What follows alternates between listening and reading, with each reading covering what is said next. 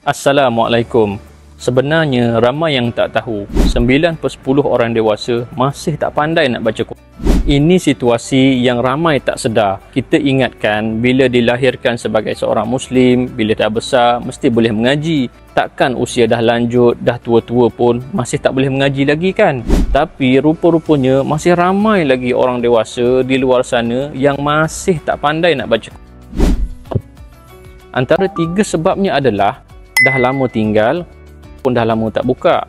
Last mengaji masa kecil-kecil dulu, banyak yang dah lupa.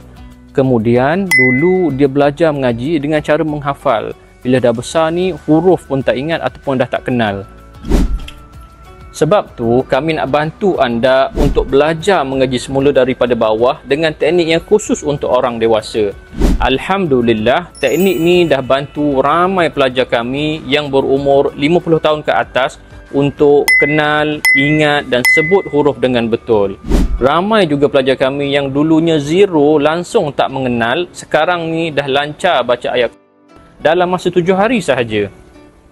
Sebelum tu, cuba belajar dulu 2 huruf yang ramai selalu keliru ni.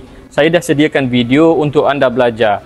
Tekan butang learn more atau link di bio sekarang.